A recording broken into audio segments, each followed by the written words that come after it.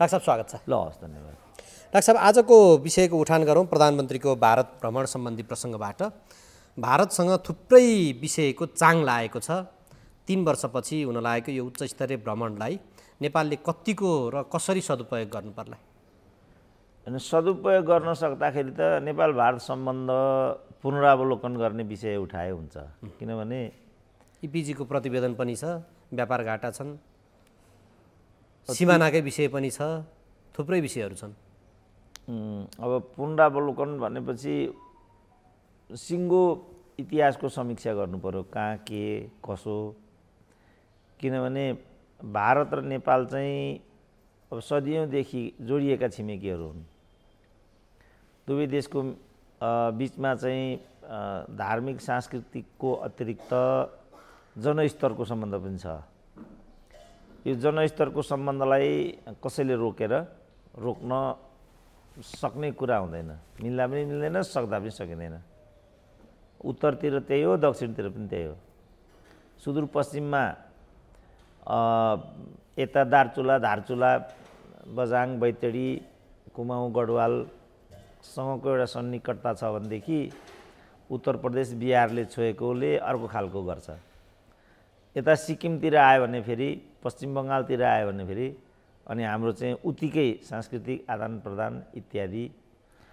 यो हिसाबले चाहिँ हाम्रो सम्बन्ध एकदम निकट मात्रै छैन कि अपरिहार्य समेत चाहिँ छ। यसको अतिरिक्त दुई देशका बिचमा कलुषित भावना, एकले अर्कालाई निषेध गर्ने, एकले अर्कालाई हेप्ने, ठेल्ने, पेल्ने। अस्ति मैले एउटा देखिरहेको थिएँ, टिभीमै हो त्यो प्रत्यक्ष प्रसारण, नालायकों को हम रोटी भी नहीं देंगे, भेटी भी नहीं देंगे भन्दै थियो। अब यताका चाहिँ अघि मैले भनेको कारणले रोटी बेटीको कुरा गर्छन्। अब यसलाई चाहिँ यो एउटा द्वेषको भावना, घृणाको भावना, बदलाको भावनाको विषय रहन दिनुभन्दा पनि यो के हो त भनेर एज ए होल समीक्षा गरेर, जस्तो युरोपमा के छ भने म तल स्पेनदेखि माथि टर्कीसम्म चाहिँ गाडी चढेर हिँडेँ युरोपमा।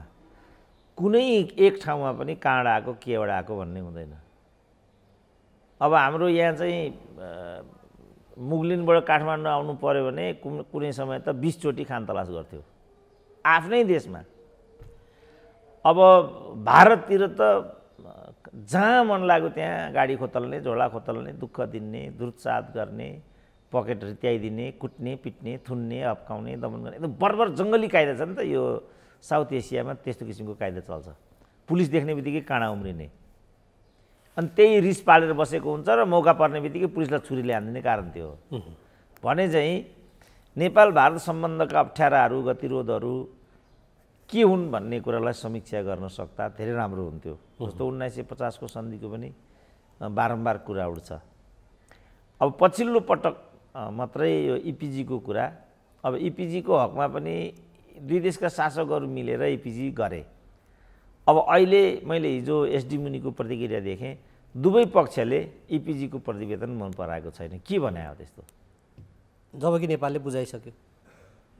अब यो त गम्भीर प्रश्न उठ्यो नि। दुवै पक्षले मन पराएको छैन भनेपछि यो किन बनाएको?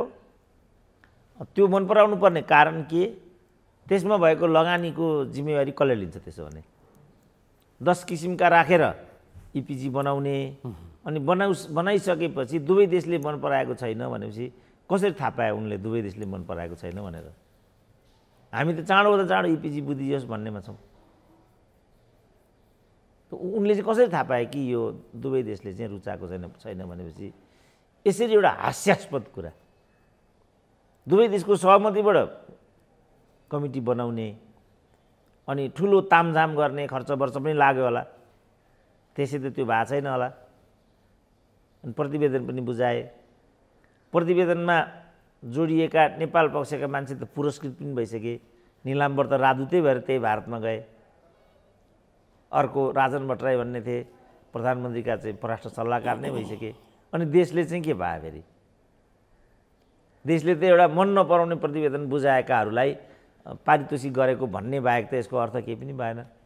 यस्तो हास्यास्पद चाहिँ अभ्यासको कारणले नेपाल र भारतको बिचमा चाहिँ एउटा सुछिमेकीपन, एउटा जनस्तरको एउटा बृहत्तर समझदारीको संस्कारले चाहिँ एउटा पद्धति र परिपाटी लिन सकिरहेको अवस्था छैन। कारण चाहिँ यो हो।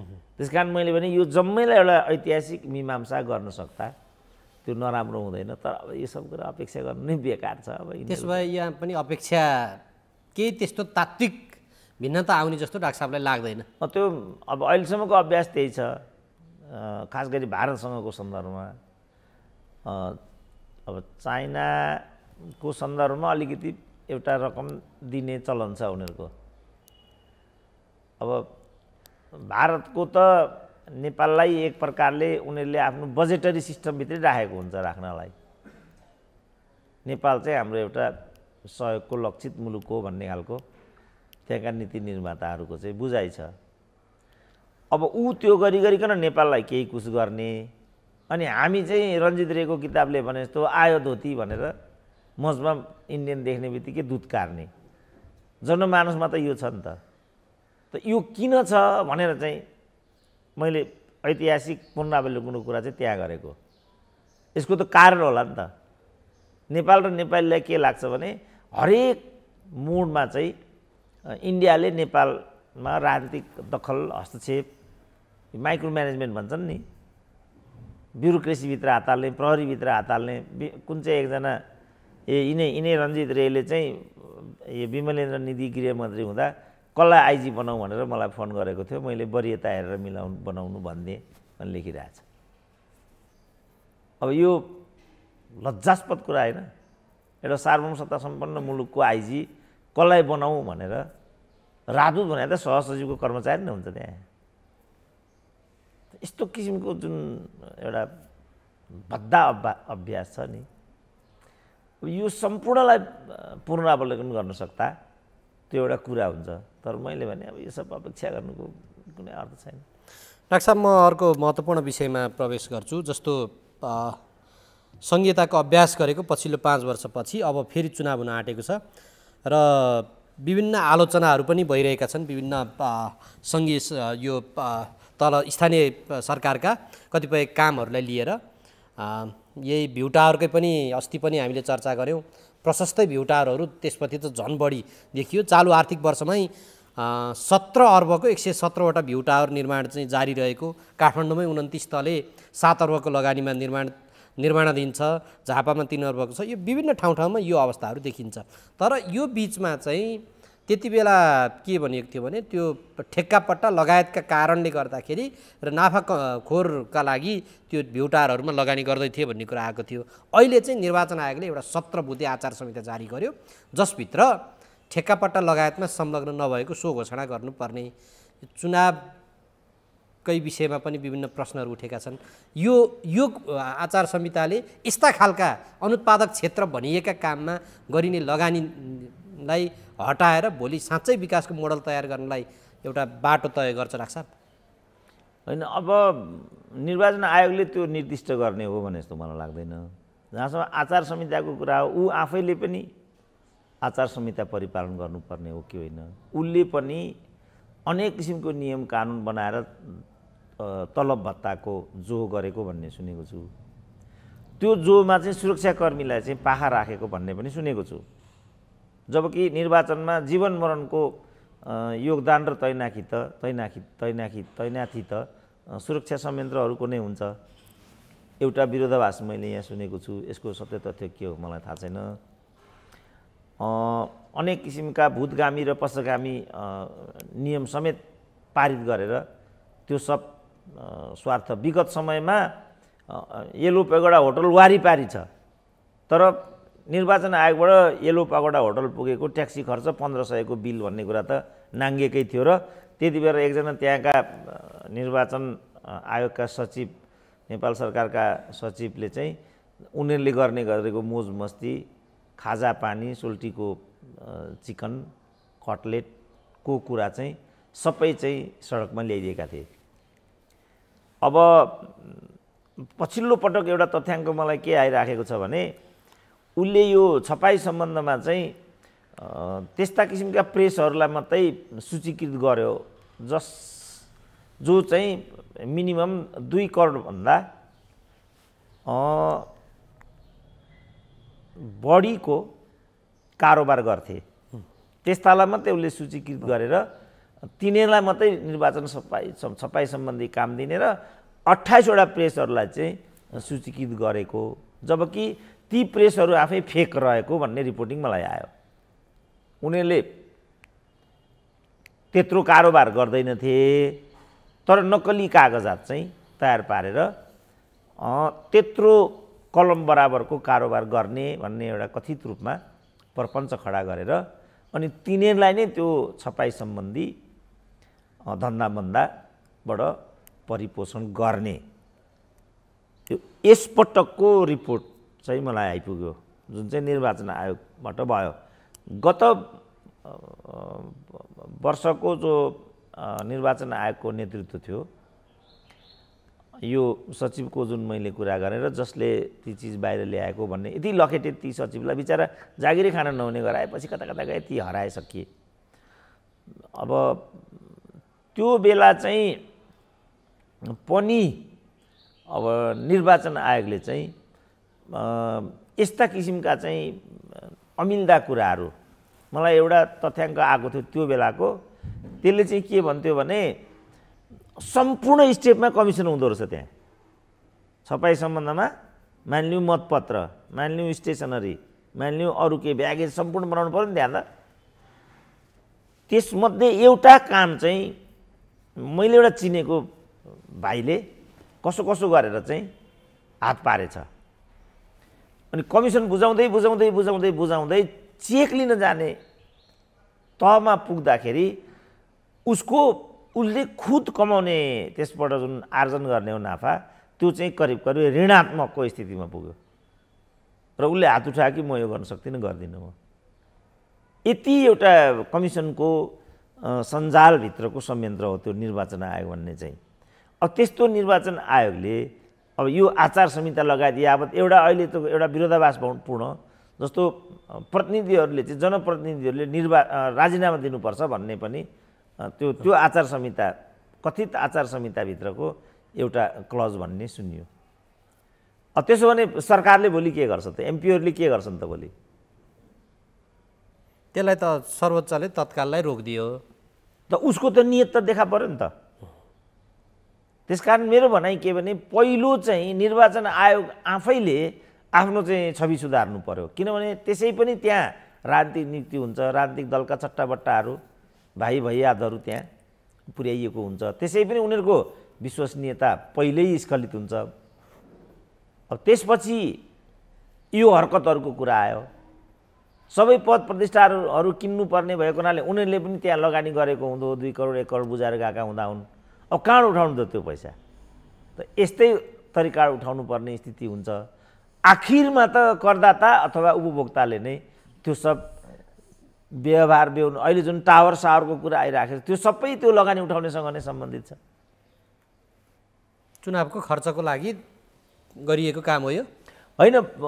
उनीहरू चाहिँ जस्तो टिकटै किन्नुपर्छ नि त उनीहरूले। जस्तो नेपाली काङ्ग्रेसको एउटा त्यति बेरै आएको थियो तेह्रथुम कि कहाँको एउटा पुरानो प्रतिष्ठित गान्धीवादी काङ्ग्रेस रहेछ, अनि पार्टीले मलाई 2 करोड माग्यो अरे। मैले एउटा अन्तर्वार्ता पढेको, पार्टीले मलाई 2 करोड माग्यो, मसँग 2 लाख छैन, मैले 2 करोड लगेर कसरी बुझाउने? मैले उम्मेदवारी पाइनँ। अब त्यो उम्मेदवारी कसले पायो त भन्दा विनोद चौधरीहरूले त्यो अवसर पाउने स्रोतै त्यही हो। अब यो विधि छ नि त हाबी, त यो विधिबाट जस्तो अब अहिले चाहिँ वार्ड अध्यक्षको पनि सिट चाहिँ किन्नु पर्यो, पार्टीलाई लगेर 20 लाख बुझाउनु पर्यो, अनि अर्को 20 लाख निर्वाचन खर्चको लागि तयार राख्नु पर्यो। कार्यकर्ता मोटर बाइक नदिकन काममा हिँड्नेवाला छैन। एउटा मैले तपाईँलाई नै होला अस्ति भने नि, एउटा नेता चाहिँ मतदाता भए ठाउँमा पुग्यो र 1000 खर्च दियो। लु बा हजुरसँग म मत माग्न आएँ, खर्च भनेर अलिकति हजुरको हातमा हालिदिउँ भनेर 1000 हालिदियो। त्यो मतदाताले के भन्नु, मलाई यो 1000 होइन, मलाई एउटा गधा किनेर ल्याइदिनु, मलाई यो 1000 पर्दैन। गधा खोज्न निस्क्यो, कहीँ पनि 20,000 भन्दा सस्तो गधा उसले फेला नपारेपछि फर्केर आयो। बा गधालाई त एकदम बढी दाम पर्दो रहेछ, 20,000 भन्दा कम्तीको गधा कहीँ पनि पाइएन। त्यत्रो खर्च गरेर हजुरलाई म गधा ल्याइदिन चाहिँ असमर्थ भएँ, माफ पाऊँ। त्यसपछि त्यो मतदाताले के भन्यो भने जब एउटा गधालाई 20,000 पर्छ भने तैँले मलाई 1,000 मा कसरी किन्न सकिस् त? तर अब अहिले नि डाक्टर साहब यहाँ ठ्याक्कै त्यो एउटा गाउँपालिकाले, धनुषाको एउटा गाउँपालिकाले त्यो जाडो महिनाभरि चुप लाएर बस्छ, अहिले गर्मी सुरु भइसके पछाडि धमाधम बोलाएर सिरक लगाएर बाँडिराखेको छ। अब अरू त्यहाँ टिकटकतिर दिदीबहिनीका दुःख देख्दाखेरि मलाई मन पोल्छ भन्ने त कति आइसक्यो, कति घाँस काट्न गएको छन्, कति धान काट्न गएको छन्। यस्ता खालका गतिविधिले अनि मत तान्ने, अनि ती मतदाताहरूले मत दिन पर्ने, त्यहाँ पनि त प्रश्न होला नि त डाक्टर साहब। होइन, अब मैले एउटा दृष्टान्त भने यो एउटा दृष्टान्त भयो, अरू कुनै अरू दृष्टान्तहरू होला होइन। काहीँ त लखेटिएका, कुटेका, कन्टेनरमा हालिदिएका, थुकेका पनि त हामीले देखेका छौँ।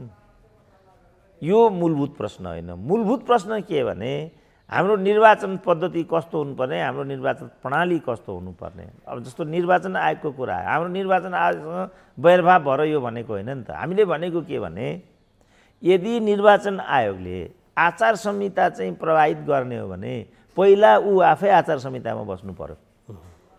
तपाईँले मबाट चाहिँ एउटा अनुशासनको अपेक्षा गरेको हो भने मबाट अध्ययनशीलता र सूचनामूलक सामग्री खोजेको हो भने तपाईँ पनि त त्यही तयारी गरेर आउनु पऱ्यो नि त यहाँ। त्यसपछि सही विषयवस्तु तल श्रोताहरूले पाउने सम्भावना बढ्छ। अब हामी कहाँ त्यो प्रचलन भइदिएन, व्यावसायिकता पनि भइदिएन, जवाबदेहिता पनि भइदिएन, सृजनशीलता पनि भइदिएन। अब यो भए ठाउँमा आउँदा जस्तो सिरकको कुरा आयो, फलानु कुरा आयो, अब कहीँ गयो होला। अब सिरक चाहिँ अब डम्पमा जाने सिजन हो यो, तपाईँ देख्नुहुन्छ नि अन सेल भनेर स्टोर क्लियर गर्नको लागि भनेर राखी छोडेको हुन्छ नि त, ठाउँ ठाउँमा देखिन्छ नि त। अब त्यस्ता खालका सिरकहरूको रास कहीँ थियो होला, गयो होला। साउथ असारमा बजेट पास भएर बाँड्ने भनिसकेपछि कार्तिक मङ्सिरमा बाँड्छ कि चुनावको मुहा चाहिँ बाँडेर स्टन्ट मचाउँ भन्ने पनि प्रश्न उठ्छ नि त डाक्टर साहब। होइन होइन, उसले अब तपाईँसँग जे छ त्यही नै दिने हो। जस्तो मसँग आयो कोही, म भए ठाउँमा आयो भने मैले दिने प्रायोरिटीमा के पर्छ त? या त किताब होला, या त पत्रिका होला, या त यस्तै के होला, यही नै मसँग हुने भयो। अब तपाईँसँग आउनुभयो भने फेरि तपाईँको विषयगत सामग्री होला। अब नेताकामा गयो भनेदेखि अब नेताले त साहुलाई फोन गरिदिने हो, अनि साहुले फोन गरिदियो एउटा चाहिँ सिरक व्यापारीलाई, क्या है, क्या कर सकते हैं, मेरा तो चुनाव आ गया, लोग किचकिच करते हैं, कुछ कर पाइएगा साहू जी? करेंगे, क्या करेंगे? कम्बल होला कोहीसँग, सिरक होला कोहीसँग, डेट एक्सपायर भएको चामल होला, चिनी होला। तपाईँले के मिठो उपभोक्ताले चाहेको अनि गुणस्तरयुक्त चिजहरू यिनीहरूले आम जनतालाई औषधिसम्म डेट एक्सपायर बाँडेका रेकर्डहरू प्रमाणित छन्। औषधिमा यो कुरा पुष्टि भएको छ। त यसको घानमा आज निरीह नेपाली जनता, निमुखो नेपाली जनता किन उसलाई कुनै एउटा चिज भए पुग्छ, कुनै एउटा चिज खान पाए हुन्छ उसलाई, त्यसपछि ऊ चाहिँ दुरुपयोगको घानमा पर्छ। अब डाक्टर साहब, यो अहिले जसरी सङ्घीयताको यो मोडलमा चाहिँ प्रश्न उठिरहेका छन्, विश्व स्वास्थ्य सङ्गठनको 2021को एउटा रिपोर्टले के भन्यो भने वर्षेनी 5 लाख नेपाली औषधि उपचारकै कारण गरिबीको रेखामुनि धकेलिन बाध्य छन्। आजको दिनमा हामीले हेरि पनि राखेका छौँ समाचारहरू, बाटोमै बच्चा जन्माएर बस्नुपर्ने अवस्थामा नेपालका दिदीबहिनी महिलाहरू देखिन्छ। यस्तो अवस्थामा यी प्रश्नहरू अहिले उठिरहेका छन् र त्यसरी पटक पटक आलोचना हुँदा पनि त्यही नेतृत्व, त्यही नेताहरूसँग जनआकर्षण बढ्दो छ। ठाउँ ठाउँमा पार्टी प्रवेशका कार्यक्रमहरू किन भइरहेका छन्, किन त्यहाँ चाहिँ विकल्पका प्रश्नहरू उठेका छैनन्, र जहाँ विकल्पका प्रश्न छन्, जो विकल्प भनेर खुलेका छन्, त्यहाँ फेरि हानालुस चाहिँ किन भइरहेको छ, के हो डाक्टर साहब यो? अब यो विकल्प निरपेक्ष रूपमा विकल्प मात्रै प्रश्न होइन, विकल्प प्रश्न हो, तर त्यो विकल्पलाई कसरी चाहिँ सार्थक बनाउने भन्ने त्योभन्दा महत्त्वपूर्ण प्रश्न हो। अब यहाँ चाहिँ विकल्पको कुरा मात्रै गरियो, राम्रो मात्रै भनेर चिज राम्रो हुँदैन नि। राम्रो अन्तर्वार्ता लिने, राम्रो अन्तर्वार्ता दिने भन्दैमा राम्रो अन्तर्वार्ता लिने, राम्रो अन्तर्वार्ता दिने हुन्छ र? हुँदैन। त्यसको लागि त तपाईँले राम्रो प्रयास गर्नु पर्यो, स्रोत सामग्री जुटाउनु पर्यो, स्रोत सामग्री जुटाउने पूर्वाधारहरू चाहिँ प्रभावित गराउनु पर्यो, त्यसपछि न राम्रो चिज आउने भयो। यहाँ तपाईँ राम्रो मात्रै खोज्ने, त्यो राम्रो कसरी आउँछ भन्नेतर्फ ध्यान नदिने हो भने तपाईँले गुणस्तरयुक्त केही पनि पाउनुहुन्न। अब यहाँ हुँदा अब विकल्पको कुरा गरे, अब नेपाली समाज विकल्प दिने र धान्न सक्ने ठाउँमा छ कि छैन त? अब नेपाली समाजले राजनीतिलाई कुन रूपमा बुझिरहेछ त? त्यो अघि मैले गधाको कुरा गरेँ नि, त्यहाँ छ राजनीति। अब विकल्पको कुरा गर्नुभन्दा अगाडि कसरी विकल्पलाई सम्भव बनाउन सकिन्छ भन्नेतर्फ सोच दिएको भए हुनसक्छ एउटा विकल्प बन्थ्यो होला यहाँ। अब उहाँहरूले निरपेक्ष विकल्पको मात्रै कुरा गर्नुभयो। नेपालको राजनीतिमा अहिले नै वैकल्पिक एउटा धारको सम्भावना कतिको छ त? प्रयास गरे नि मान्छेले। साझा विवेकशील आयो, तपाईँ देखिरहनु भएको छ। मधेसवादी आए, तपाईँ देखिरहनु भएको छ। वैकल्पिक नेतृत्वको लागि प्रकाशमान विमलेन्द्र निधिहरूले टाउको उठाए, देखिरहनु भएको छ। भीम रावलले कोसिस गरे, देखिरहनु भएको छ। शेरबहादुरको विकल्प आयो त? केपी ओलीले विकल्पको शिकार हुनु पर्यो त? अनि भनेपछि तपाईँको कसरी वैकल्पिक राजनीति अहिले सम्भव छ त नेपालमा? त्यसकारण पहिला चेतना र जागरण, मैले यो भनेको छु नि, पहिला चाहिँ यसको एउटा मोडल, यसको सिद्धान्त, यसको अवधारणा, खास गरी कहाँको कमीले गर्दा हामी यो सडे गलेको नेतृत्व बोकिरहन बाध्य छौँ त? निश्चित रूपमा शेरबहादुरभन्दा त शेखर उपयुक्त थिए नि। किन नेपाली काङ्ग्रेसले त्यो बाटो छनौट गरेन त? यो जबसम्म छिनोफानो हुँदैन तबसम्म तपाईँ विकल्प पाउन सक्नुहुन्न। अहिले हेर्नु त, लो रविन्द्र मिश्र करिब करिब जित्ने ठाउँमा पुगिसकेका थिए। ल अब निर्वाचनमा जाउँ त के हुन्छ? खोइ त विकल्प। त्यसकारण यो चिजलाई फोरफारक नगरिकन तपाईँले निरपेक्ष विकल्पको मात्रै कुरा गर्दैमा तपाईँले विकल्प पाउनुहुन्न। अब डाक्टर साहब, जस्तो विकल्पमा नजाउँ, यसैमा हेरौँ। यहाँ आलोचना यति धेरै हुन्छ, सामाजिक सञ्जालबाट हुन्छ अथवा विभिन्न सञ्चार माध्यमहरूले पनि यी विषयवस्तुहरूमा, खास गरिकन स्थानीय सरकारले गरेका काम कारबाही जुन प्रभावकारी हुन सकेनन् भन्ने विषयमा र नेतृत्वले सुझबुझपूर्ण निर्णय नपुगेको कारणले जनताले दुःख पाए भन्ने विषयमा पटक पटक आलोचना, खबरदारी सबै भइराख्दाखेरि पनि हामीहरूकोमा किन तिनै नेतृत्व, तिनै व्यक्ति, तिनै पात्रसँग चाहिँ एट्याचमेन्ट बढी देखिन्छ? जनता किन त्यही व्यक्तिहरूसँग बढी लालायित भइरहेका छन्? यो चाहिँ यसलाई कसरी बुझ्नुपर्छ भने, राजनीति कुन रूपमा काम गर्छ त अल्पविकसित मुलुकमा? कि अन्धवेगले काम गर्छ जस्तो भारतमा अहिले अन्धवेगको एउटा धार्मिक नारामा चाहिँ भारतको राजनीति जान खोज्दैछ। तर केजरीवाल जस्तो प्रवृत्ति पनि आवश्यक हो कि भन्ने कुरा भारतीय समाजले अनुभूत गरे जस्तो देखिन्छ। अब हाम्रो नेपालमा आउँदाखेरि राजनीतिलाई चाहिँ अपव्याख्या गरेर एउटा दिग्भ्रमको विषय बनाइएको छ। वास्तवमा राजनीति भनेको त जसरी पनि सत्तामा जाने र मालामाल हुने प्रक्रिया होइन नि त।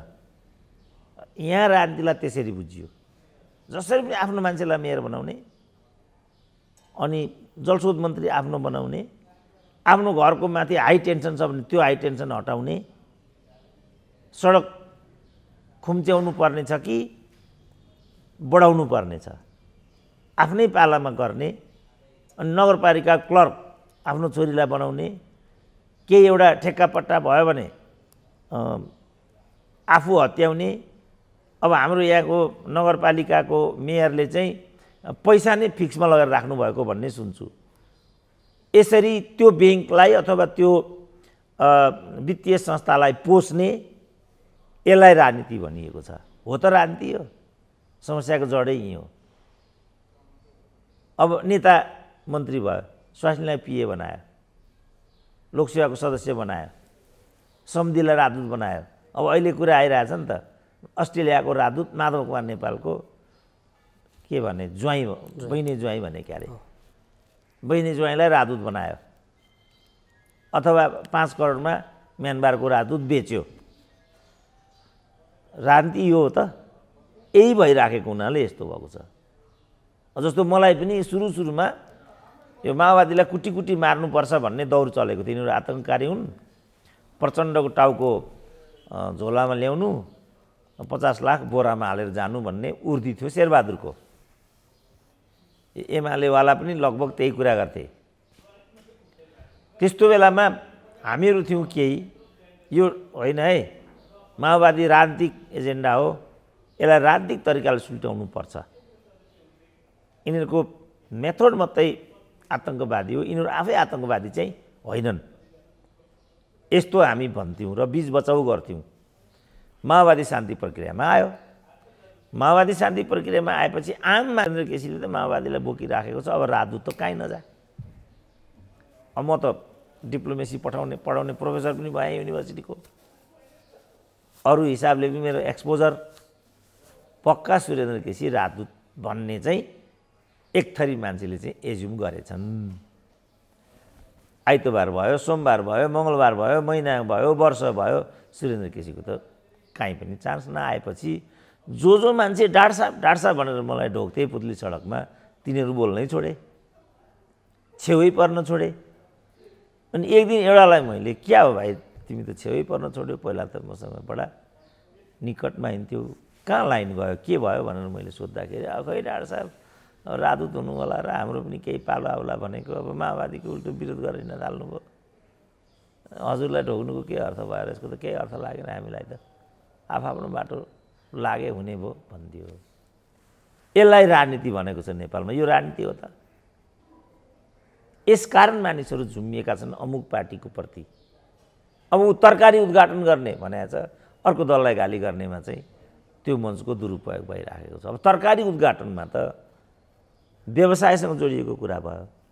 त्यहाँ एस होस् कि वाइ होस् न, बस उसले त त्यहाँको व्यवसायलाई भरथेक हुने गरी सकेसम्म क्रय गरिदिनु पर्यो, खरिद गरिदिनु पर्यो। तर ऊ म व्यवसायी हुँ भन्छ, अर्को दललाई गाली गर्नेमा चाहिँ त्यो फोरमलाई चाहिँ प्रयोग गरिरहेछ भनेपछि राजनीति हो त यो? यसलाई नै राजनीति भने, यो व्यवसाय हो त यो? यसलाई नै व्यवसाय भने यिनीहरूले। त्यसपछि विनोद चौधरीहरूलाई पनि सांसदै हुनु पर्यो। अब विनोद चौधरी भएपछि अरू चौधरीहरूलाई पनि हुनु पर्यो। अब हुँदा विनोद चौधरी मधेसवादी कोटाबाट, मधेसी कोटाबाट। अब विनोद चौधरी मधेसी हुन् र? अग्रवाल भन्ने मधेसी हो र नेपालमा? समानुपातिकलाई पनि बदनाम गरे, समुदायलाई पनि बदनाम गरे। त समानुपातिक आफैमा नराम्रो छैन, जात जातिको पहुँच आफैमा नराम्रो छैन, तर यो कस्तो प्रतिनिधित्व हो त? यो कस्तो समानुपातिकता? आफ्नो स्वास्नीलाई चाहिँ मालामाल गराउने। त्यो पनि गराउँदा कस्तो गराउने? जस्तो कुनै एउटा गुरुङ छ, स्वास्नी बाहुनी छ भने बाहुनी कोटाबाट, कुनै एउटा बाहुन छ, स्वास्नी जनजातिनी छ भने फेरि जनजाति कोटाबाट, अर्कोचोटि फेरि त्यही जनजातिनीलाई चाहिँ बाहुनी बनाउनु पर्यो भने बाहुनी कोटाबाट। अनि समानुपातिकता आफैमा खराब होइन नि? तर यो अभ्यास कस्तो हो त? राजनीति त्यस्तै भयो नेपालमा। जबसम्म यो चिज बुझिँदैन तबसम्म केही पनि बुझिँदैन। जनयुद्ध खराब थिएन, लोकतन्त्र खराब थिएन, समावेशीयता खराब थिएन, समानुपातिकता पनि खराब थिएन। तर निहितार्थको लागि यी सबै चिजहरू दुरुपयोग गरियो भने अहिले प्रकाश सपुतको गीतको मर्म त्यही हो नि त। के भनेर हिजो जनयुद्ध गरिएको थियो त? त्यहाँ त्याग भयो, बलिदान भयो, कति अङ्गभङ्ग भए, कति बेपत्ता भए, विस्थापित भए, दुर्व्यवहार भयो। अनि अहिले त्यसको प्रतिफल भोग्ने बेलामा को आइपुग्यो त अगाडि? त के यही चिजको लागि जनयुद्ध लडिएको हो त हिजो? आज चाहिँ जनआन्दोलनका पीडितहरू, आहतहरू, योद्धाहरू कहाँ छन्, के गर्दैछन् त? राजनीतिको कुरा गर्नुहुन्छ भने जम्मैले त्यस बापतको क्षतिपूर्ति लिइसकेका छन्। तपाईँलाई तथ्याङ्क हेरेका छैन भने म भनिदिन्छु, 2047 को परिवर्तनको लगत्तै कृष्णप्रसाद भट्टराईकै संयोजकत्वमा राजनीतिक पीडित सहयोग समिति गठित भएको थियो। त्यसले जम्मा 13 करोड रुपियाँ बाँड्यो। त्यो जेल बसेका इत्यादि भएका दुःख पाएका जम्मैले चाहिँ त्यो 13 करोड चाहिँ हात पारे। त्यसमध्ये काङ्ग्रेसको भागमा 10 करोड गयो, एमालेको भागमा 3 करोड जति गयो, 50 लाख जति सानातिना पार्टीहरूको भागमा पर्यो। त्यसपछि यही कुरालाई दुरुपयोग गर्दै गर्दै माओवादीले त यो लडाकुको नाममा 20-22 अरब लियो भन्ने छ, सबैलाई शहीद घोषणा गरेर जनै 10 लाख भन्ने छ, पाई गरेर उनीहरूले पैसा लिएको छ। उनीहरूले त्यो जनआन्दोलन गरेको, त्यो जनयुद्ध गरेको, त्यो त्याग बलिदान गरेको, त्यो जेल बसेको पैसाको लागि हो। तर त्यही भयो व्यवहारमा। त्यसपछि आजको स्थिति आएको छ। त्यो राजनीति होइन, त्यो व्यावसायिक कुरा, व्यापारिक कुरा भयो। त्यसकारण मैले के भनेको छु भनेदेखि यी नेताहरूको भन्दा त हाम्रो इज्जत कता हो कता। अस्ति मात्रै मैले एक ठाउँमा एउटा क्लास लिएको थिएँ, लेक्चर। त्यहाँको पेमेन्ट अलिकति पैसा दिन्थे, सानो पैसा। त्यो पेमेन्टको मोडालिटी चाहिँ अहिले चेन्ज भएछ, ब्याङ्क थ्रु मात्रै पेमेन्ट गर्ने भन्ने चाहिँ सिस्टम बनाएछन् उनीहरूले। डाक्टर साहब मैं खाताको नम्बर दिनु पऱ्यो, प्यान नम्बर दिनु पऱ्यो भन्छ। के भने तपाईँको क्लास लिन आउँदाखेरि खाताको नम्बर र प्यान नम्बर बोकेर आइन्छ, यस्तो पनि हुन्छ कुरा कि पहिल्यै भन्नुपर्छ? कहाँबाट खाताको नम्बर? अहिले खाताको नम्बर पनि डबल डिजिटको हुन्छ, 15 कि 20वटा अङ्कको हुन्छ। अनि त्यत्रो कसरी तपाईँलाई खाताको नम्बर दिने? यो प्यान नम्बर भन्ने त मैले सुनेको पनि छैन, कहाँबाट ल्याएर दिने तपाईँलाई? मैले भने के गर्ने डाक्टर साहब, यहाँको सिस्टम यस्तै छ, भरे भोलि पठाइदिनु पर्यो भन्यो। म आएँ। मैले के भन्नु भने सोचेँ भने यो पैसा, किनभने एकदम नोमिनल 1850 रुपियाँ दिन्थे। 1850 रुपियाँको लागि यत्रो झन्झट, आउनु पर्यो, जानु पर्यो, 3 घन्टा त्यो जान्छ, तयारी क्लास तयारी गर्नु पर्यो, लेक्चर नोट बनाउनु पर्यो, टाइप गराउनु पर्यो। 3000 रुपियाँ त त्यहाँ खर्च भइसकेको हुन्छ, दिन्छ 1800। झन्झट यत्रो बेकार, केही पनि लिन्न। यो 1800 नलिएर म सानो हुन्न भने म त्यहाँबाट फुतुको बाहिर निस्केँ। फोन गरेकै गर्छ। मलाई एकदम झर्को लाग्यो। बाबु यो तपाईँले कति पैसा दिने हो यसमा? किन यत्रो झन्झट दिनुहुन्छ त? कति पैसा दिनुहुन्छ यसमा भने मैले के गर्ने डाक्टर साहब, यहाँको यस्तै छ भनेर भन्यो। अब आखिरमा मैले त्यो काम गर्नु पर्यो। गरेपछि चाहिँ त्यो ब्याङ्क थ्रु पेमेन्ट मलाई आउँदाखेरि त मलाई दिने भन्थ्यो 3400, मेरो खातामा डिपोजिट भयो भन्यो 2800। भनेपछि 600 रुपियाँ त यहाँ कर काट्यो भन्ने देखियो। हामीले पेन्सनमा पनि कर काट्छ, तलबमा पनि कर काट्छ, 3400मा पनि कर काट्छ हाम्रो। अनि नेताहरूको अहिले तपाईँको तथ्याङ्कबाट हेर्नु हो भने यो 10 वर्षको मात्रै हिसाब गर्नुभयो भने स्वास्थ्य उपचारमा मात्रै नेताहरूले केही नभए 6 अरब रुपियाँ चाहिँ हत्याइसकेका छन्। 1 रुपियाँ पनि उनीहरू चाहिँ गोजीबाट खर्च गर्दैनन्। त यो सुविधाको लागि राजनीति गरेको हो त नेताले। अब अघि तपाईँ भ्यू टावरको कुरा गर्नुभयो। एउटा अस्पताल बन्दैन, धमाधम भ्यू टावर बन्छन्। अब तपाईँ सिंहदरबारमा जानुभयो भने एउटै सचिवले 5वटा गाडीको सुविधा लिन्छ। पुराना गाडीहरू थन्की छन्, मर्मत गर्नेतिर उनको सोचाइ नै हुँदैन। सकेसम्म नयाँ गाडी किन्यो। किन नयाँ गाडी किन्ने बित्तिकै मल्टिनेसनलले पनि बिजनेस पायो, एजेन्टले पनि कमिसन पायो, उसले पनि जसले किन्छ त्यसले पनि त्यहाँ पानफुल पाइ नै हाल्छ। फेरि एउटा फर्स्ट क्लासको गाडी पनि चढ्न पायो। यसको लागि लोकतन्त्र हो त? भएको त यही छ नि त हाम्रो देशमा। तपाईँले सिंहदरबारभित्र जानुहोस्, थोत्रा गाडीहरू त्यहाँ कहाँ राख्नु भइरहेछ। ठुलो सङ्कट भइरहेछ अहिले त्यहाँ। अब सडकमा हेर्नुहोस्, प्रदूषणले अहिले काठमाडौँ हिजोको अखबारको चाहिँ हेडलाइनै आयो के भने संसारकै सबभन्दा प्रदूषित सहर अरे भनेर। तपाईँ बागमती हेर्नुहोस्, त्यो यहाँ ढल बग्छ। तपाईँ काठमाडौँको अहिले मेलम्चीले दिएको धक्का तपाईँ हेर्नुहोस्, धुलो भन्दा केही पनि छैन। यही हो त राजनीतिले गर्ने हो। यहाँ समस्याको जड चाहिँ यहाँ हो।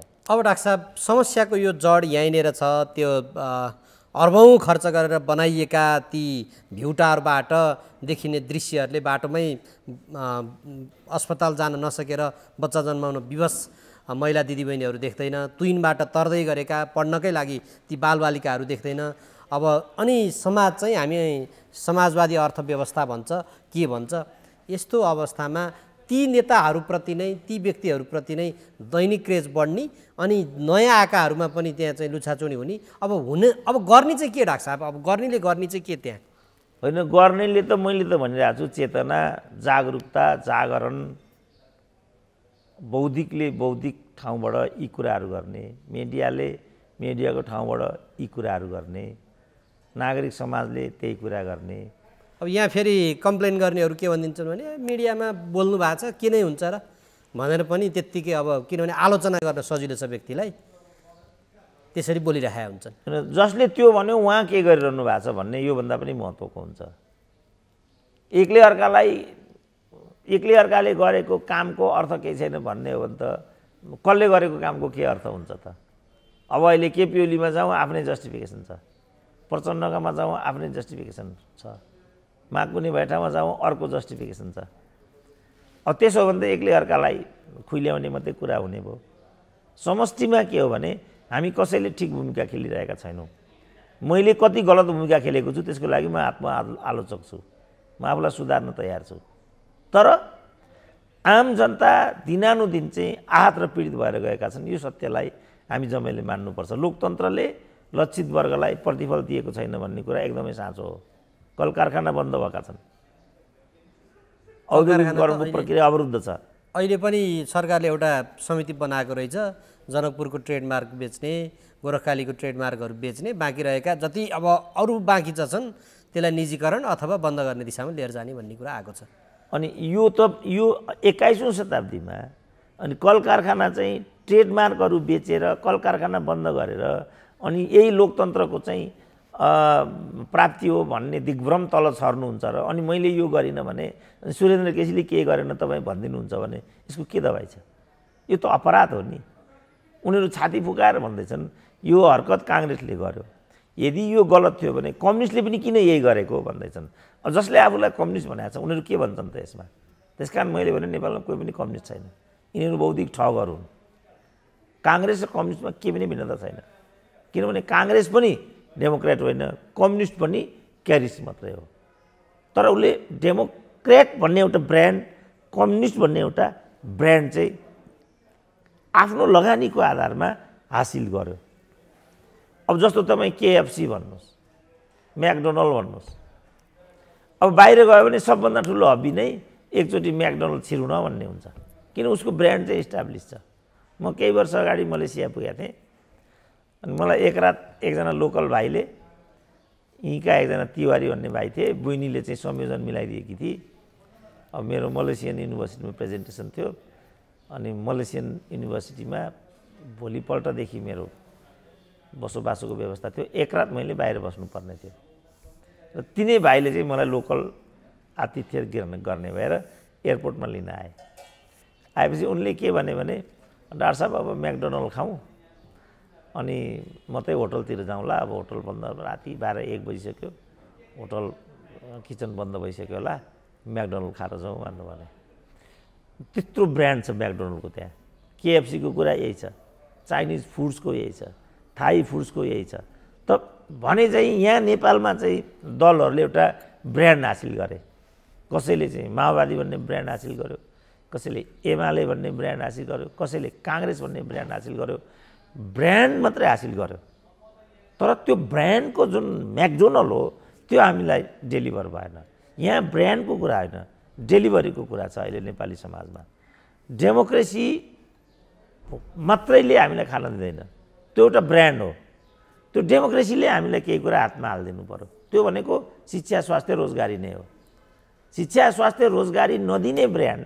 म्याकडोनल्ड त्यसको के काम छ मलाई भनिदिनु त त्यसकारण यो चाहिँ उधारो लोकतन्त्र हो र त्यो ब्रान्ड जसले चाहिँ हत्याएको छ तिनीहरूले त्यो ब्रान्ड दुरुपयोगको गरेर र हामीले भनिदिएको तिमीहरूको दुरुपयोग भइरहेछ है बाबु हामीले ख्यालठट्टा गरे होइन यो हामीले एउटा आफ्नो कर्तव्य निर्वाह गरेको यस बापत हामीलाई रिजल्ट चाहिँदैन यस बापत हामीलाई चाहिँ खर्च बोझीमा हालिदिनु नि पर्दैन यस बापत हामीलाई पद प्रतिष्ठा पनि चाहिँदैन तर हामीले आफ्नो दायित्व वहन गरेका छौँ हामीले जति सकेका छौँ त्यति गरेका छौँ सुन्नेले तैँले नै गरेको के मलाई हिजो पनि भनिरहेको थियो एउटा साथीहरूको समूह आइरहेको थियो अब हामी स्वतन्त्र उम्मेदवारहरूलाई चाहिँ ब्याकअप गर्नेपट्टि छौँ हजुरले नेतृत्व गरिदिनु पर्यो माफ गर्नु होला म चाहिँ यो काम गर्न सक्दिनँ मेरो शुभकामना छ तपाईँहरूको कामको लागि मेरो विरोध होइन, जे मेरा फोरमहरू छन् ती फोरमहरूबाट तपाईँको यो सत्कार्यको म गौरवी गाइदिन्छु, तर म आफै यसको चाहिँ अङ्ग बन्न सक्दिनँ। किनभने भोलि तपाईँले यही दुरुपयोग गरेर खाइदिनु भयो भने जनयुद्ध बेचेर खाइयो, जनआन्दोलन बेचेर खाइयो, जेलनेल बेचेर खाइयो, सम्पूर्ण कुरा पदमा पैसामा लेनदेन गरियो। अघि मैले भने 10-13 करोडको कुरा, 19 अरबको कुरा, 10 लाखको कुरा, सब त उनीहरूले मूल्यमा यो कुरा बेचेर खायो नि त। यो त बाटर जस्तो हो, विनिमय। म केही हङ्गामा गर्छु, प्रोपोगन्डा मचाउँछु, त्यो बापत तिमीले चाहिँ मलाई भुक्तानी दिनुपर्छ, अनि हामी अगाडि बढौँ। त लक्षित वर्ग त हुम्लामा के पुग्यो त? अहिले जुम्लामा के पुग्यो? कालीकोटका जनताले के पाए त? टियुको अवस्था के छ? सेवा आयोगमा चाहिँ रङ्गे हात भ्रष्टाचारको कुरा हामीले देख्यौँ। जहिले पनि तल्लो त त्यहाँ प्रमुख त कारबाहीमा परेन नि त, खालि तल्लो त सुब्बा, टाइपिस्ट इत्यादि। अब तल्लो वर्गलाई मात्रै चाहिँ दमन गर्ने हो भने त्यो लोकतन्त्रको चाहिँ के अर्थ भयो त? मल्लो वर्ग त हामी नै भनौँ न, पञ्चायत व्यवस्था थियो, प्रतिबन्धित भए पनि हामीले हाम्रो व्यक्तित्व चलाएकै थियौँ। अब अहिले लोकतन्त्र आयो, हामी राजदूत भएका छैनौँ होला, तर हामीले हाम्रो व्यक्तित्वलाई त स्खलित हुन दिएका छैनौँ। टाठो बाटोलाई त काहीँ पनि फरक परेको छैन नि। निमुखो नै हो नि त दमनमा पर्ने, उपेक्षित हुने, वञ्चितमा पर्ने त। त्यो त मैले अघि एउटा रिपोर्ट पनि भने डाक्टर साहब, 2021को WHO को रिपोर्टमा यो उपचारकै कारण 5 लाख वर्षेनी नेपालीहरू चाहिँ गरिबीको रेखामुनि धकेलिन बाध्य। तर ठुला नेताको, अघि डाक्टर साहबले भनिहाल्नुभयो, कति अर्ब उनीहरू जसरी पनि बाँचेका छन्, जसरी पनि खर्च भइरहेको छ। यस्तो खालको अवस्थाहरू त देखिराखेको छ। अब एउटैले, अब यो जुन मैले 6 अरबको तथ्याङ्क दिएँ, एउटैले 18 करोडसम्म लिएको छ। वीर अस्पताल जानुहोस्, एउटा एक्सरे मेसिन छैन। अब कालीकोटको अस्पतालमा त केही पनि छैन होला। 18 कि 58 करोड डाक्टर साहब, 58 आएको छ त एकजना पूर्व प्रधानमन्त्रीको। अब केही लागेको त उपाय 58 त होइन, 18 करोड हो। आधिकारिक तथ्याङ्क हो, मेरो यही तथ्याङ्क नै आधिकारिक हो। 58 लाख त्यो एउटा व्यक्तिले लिएको होला। एउटा 18 करोडको अगाडि त 58 लाख त पैसै भएन नि, 58 रुपियाँ जतिकै त भन्ने। एकचोटिको उपचार खर्च हो नि डाक्टर साहब त्यो पनि। टोटल गरेर 18 करोड एउटाको। अब त्यो त अब झलनाथले नि हिजो अस्ति नै एपोलोमा चाहिँ 75 लाख बजाउनु भएको छ, हिजो अस्तिको कुरा हो त्यो। एउटा कलम्बो, पछिल्लो कलम्बो त्यो। अब 1 रुपियाँ पनि उनीहरू गोजीबाट निकाल्दैनन्। जहाँसम्म तपाईँले WHO को कुरा गर्नुभएको छ, WHO ले चाहिँ 8-10% कति हो रकम चाहिँ नियमत बजेटमा विनियोजित हुनुपर्छ भनेको छ। शिक्षातर्फ 20, शिक्षातर्फ केही नभए 75% चाहिँ विनियोजित, त्यो नियमै हो WHO को। तर यो 3% भन्दा माथि कहिले पनि विनियोजित हुँदैन। स्वास्थ्यको कुरा गर्ने भने शिक्षाको घट्दै 18बाट 17, 14 गर्दै 11% मा आइराखेको देख्नुहुन्छ तपाईँ। सालिमेको तपाईँले बजेटमा विनियोजित रकम तपाईँले हेर्नुभयो भने, फलस्वरूप शिक्षा पनि लक्षित समूह चाहिँ वञ्चितीकरणमा पर्ने हुन्छ, स्वास्थ्यमा त पर्छ नै। त्यसकारण जुन यो सामाजिक दायित्व हो, यो सामाजिक दायित्व चाहिँ वहन गर्ने र बजेट विनियोजन गर्ने विधि। फेरि एउटा प्रश्न भयो, जे विनियोजित छ त्यसको दुरुपयोग गर्ने विधि। जस्तो विदेशमा स्वास्थ्य उपचारको लागि नो भन्ने कुरा त गगन थापा स्वास्थ्य मन्त्री भएका बेला नै विनियम नै पारित भएको। अघि हामीले निर्वाचन आयोगले पारित गरेको विनियमको कुरा गऱ्यौँ। अब खोइ त यहाँ लगत्तै अनि सुजाता कोइरालालाई यिनले उपचार गर्न सिङ्गापुर पठाए, 50 लाख दिएर पठाए। खै त कोही पनि यहाँ उपचार गर्दै गर्दैन ठुलो नेता, र त्यो जम्मै उपचार चाहिँ राज्यले बिहोर्छ। त यसको सुनवाई कहाँ हुने त? त्यसकारण लोकतन्त्र भनेको सँगसँगै आर्थिक र सांस्कृतिक अधिकारको सुनिश्चितता पनि हुन्छ भन्छु नि म। खालि दल र अभिव्यक्तिको स्वतन्त्रता मात्रै लोकतन्त्र हुन सक्दैन। बोल्न त जेसुकै पाइएको छ, जेसुकै भन्न पाइएको छ, मुख छोड्न पाइएको छ, सोसियल मिडिया पल्टाएर हेर्न सकिँदैन, गाली गरेछ, छाडा बोलेछ, बोल्न त पाइएको छ नि। तर यसले हामी अझ पछि परेका छौँ। यो हो नि त कुरा त। देश विदेशमा नेपालीहरू दुःख पाइरहेछन्। भन्छु नि म, यो संयुक्त साउदी अरबको हो क्यारे, 200 वैदेशिक रोजगारीमा गएका मानिसहरू किडन्याप छन् अरे त्यहाँ। दलले यहाँ के गरेर कुन बाटो प्रयोग गरेर त्यहाँ पुर्याए, उनीहरू त्यहाँ बिचल्लीमा परिरहेछन्। डाक्टर साहब बोलिदिनु पर्यो। स्वयं चाहिँ श्रम मन्त्री पुगेर आए, केही पनि गर्न सकेनन्।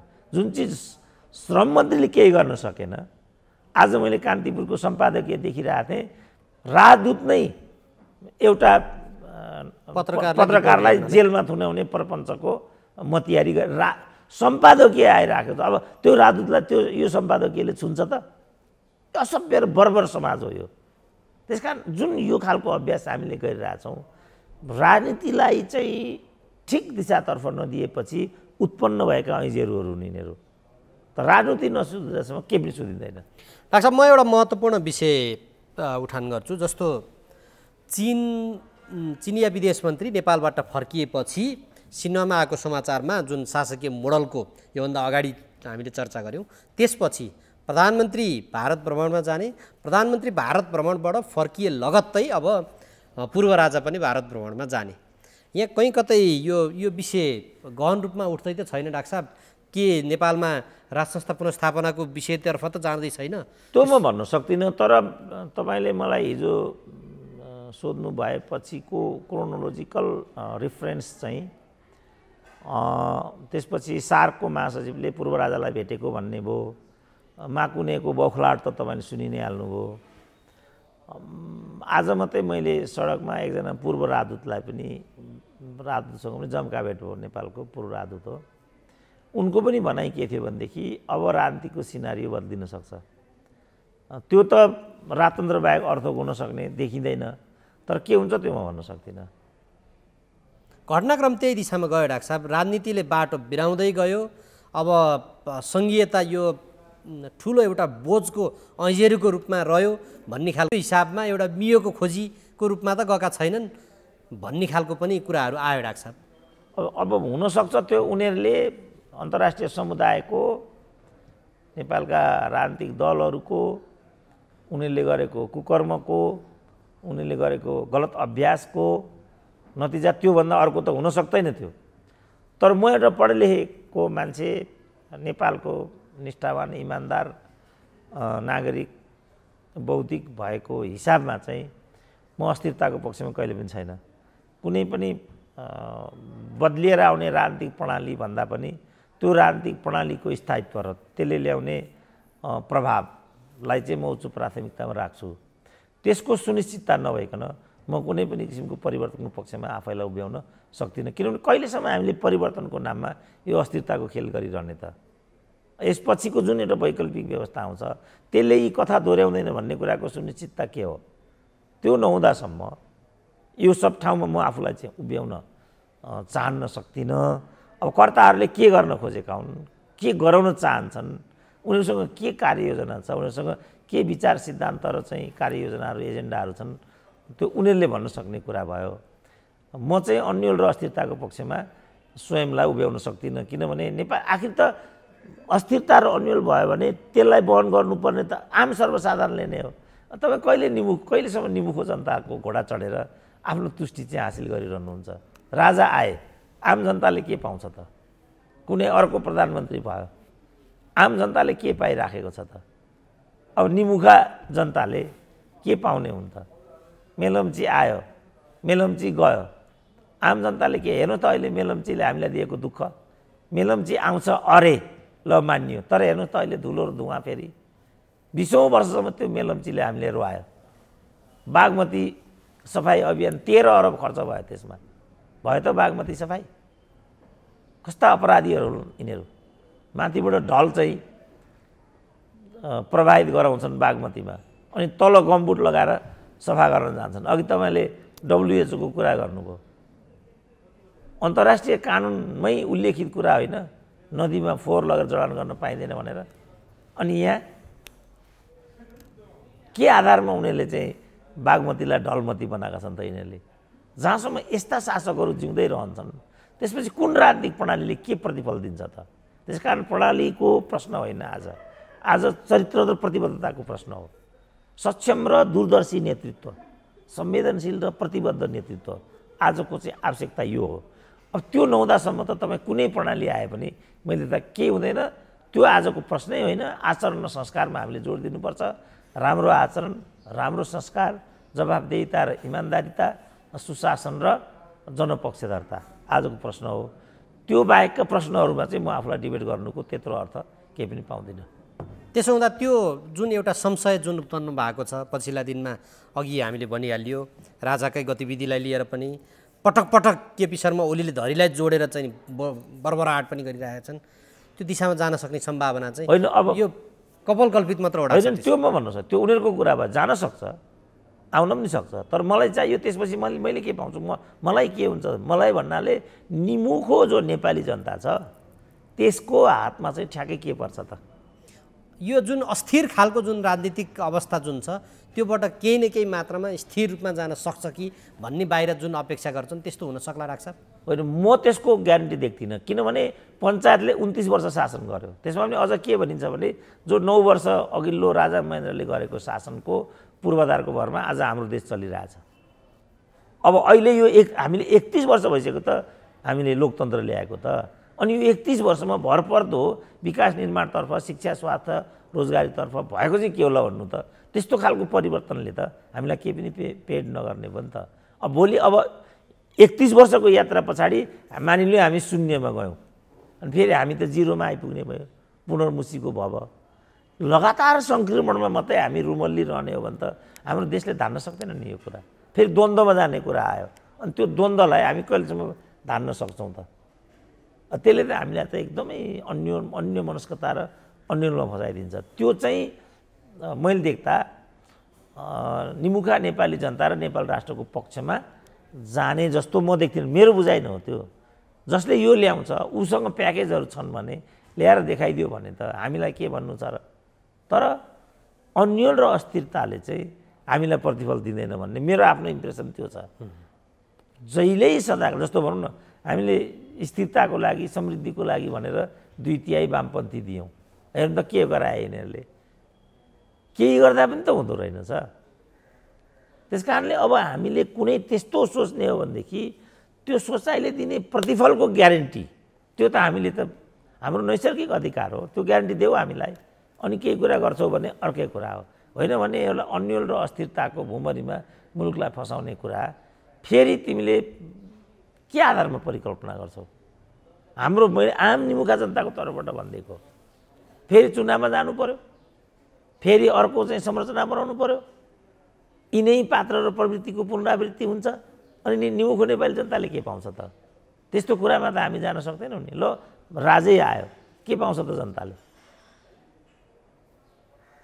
शेरबहादुरको ठाउँमा कुनै अर्को बहादुर भयो, आएकै हुन् त। ओलीको ठाउँमा शेरबहादुर आए, ल ओलीको ठाउँमा प्रचण्डलाई पुर्याइदियो, सबभन्दा क्रान्तिकारी त उनै हुन्।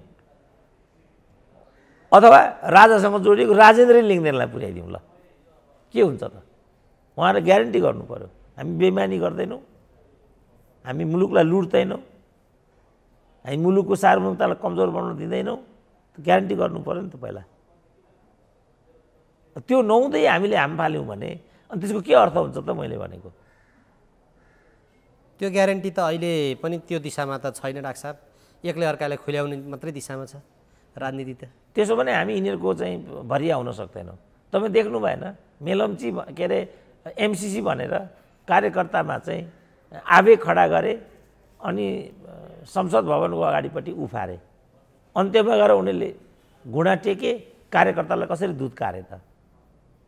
अहिले जनयुद्धका लडाकुहरूको क्रन्दन त्यही हो नि त। शिक्षा दीक्षा बुर्जुवा भनेर पढ्नुको अर्थ छैन, केही काम छैन भने सारा कुरा चाहिँ त्यागेर उनीहरू परिवर्तनको लागि भनेर होमिए। त्यसपछि के भयो त? अनि फेरि अझ अर्को जनयुद्ध। त्यस्तो चाहिँ हावादारी चाहिँ दुश्चक्रको शिकार हुने हो। म चाहिँ त्यसको शिकार हुन सक्दिनँ। म वार्न गराउँछु सबैलाई, अस्थिरता र सङ्क्रमणले देशलाई केही पनि पे गर्दैन।